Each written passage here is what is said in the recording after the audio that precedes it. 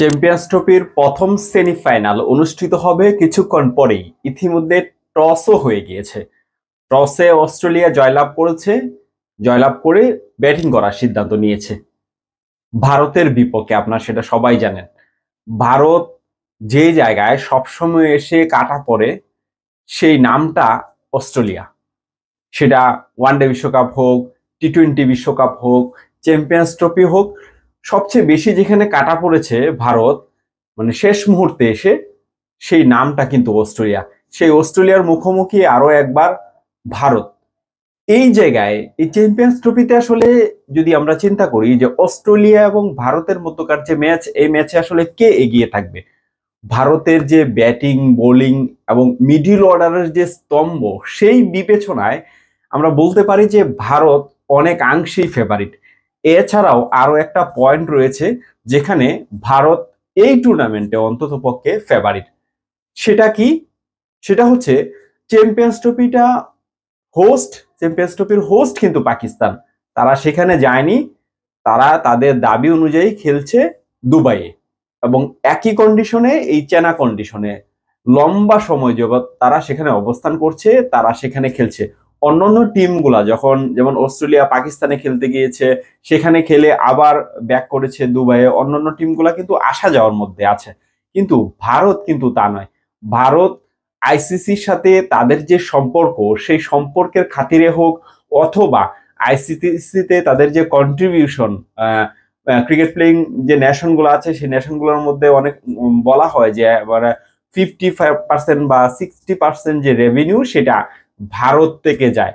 সুতরাং তারা সেই যে পাওয়ার, সেই পাওয়ারটাও অনেকাংশ আসলে খাটানোর চেষ্টা করেন সেখানে, কারণ এটা দৃশ্যমান। আপনারা জানেন, অনেক ক্রিকেটার বলেন, অনেক বিশ্লেষকরা বলেন, তারাও কিন্তু এটা স্বীকার করেন যে ভারত যেভাবে আইসিসির উপরে প্রভাব বিস্তার করতে পারে, সেভাবে অন্য কোনো কান্ট্রি কিন্তু সেটা পারে না। যদিও ইংল্যান্ড, অস্ট্রেলিয়ার কথা আসে, ক্রিকেট মোরল বলতে তিনটা কান্ট্রিকে বোঝানো হয়, যে ইন্ডিয়া, ইংল্যান্ড এবং অস্ট্রেলিয়া।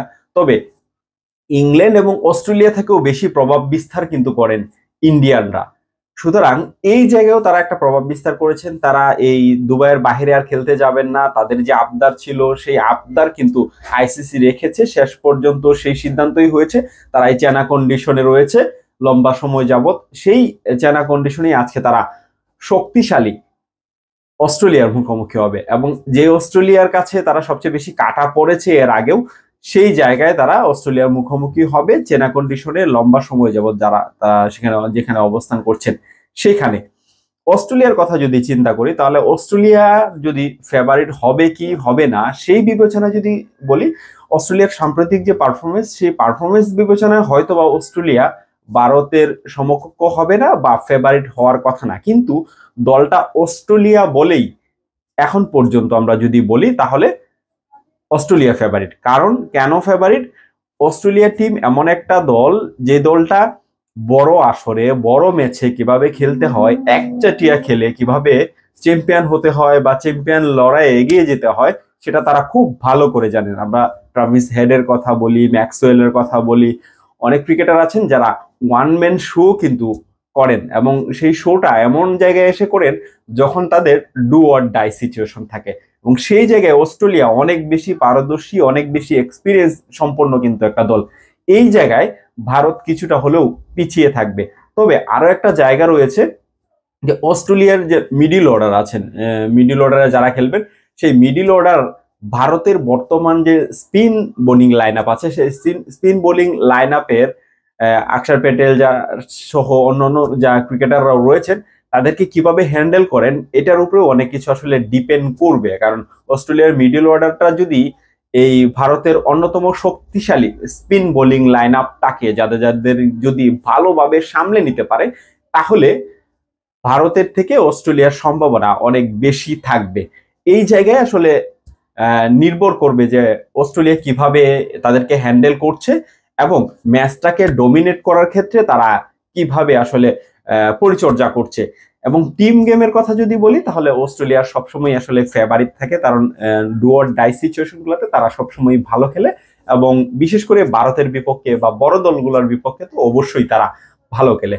আজকের যে চ্যাম্পিয়ন্স ট্রফি সেমিফাইনাল, সেই সেমিফাইনালে যারা জয়লাভ করবে সরাসরি চলে যাবে ফাইনালে। ভারতের মাটিতে 1 লক্ষর বেশি দর্শককে চুপ করিয়ে দিয়ে কিন্তু ট্রফি নিয়ে চলে গিয়েছিল ট্রাভিস হেডরা। আজকেও কি দুবাই এমন কোনো দৃশ্য হচ্ছে কিনা বা সেটা অপেক্ষা করছে কিনা, কিছুক্ষণ পরেই ম্যাচ শুরু হবে, আজকেই সেটা জানা যাবে। কে যাচ্ছে ফাইনালে, কি মনে হয় আপনার কাছে, কে ফেভারিট, কে যেতে পারে চ্যাম্পিয়ন্স ট্রফির প্রথম দল হিসাবে ফাইনালে, ভারত নাকি অস্ট্রেলিয়া? কমেন্ট সেকশনে জানিয়ে দিতে পারেন আপনার মতামত।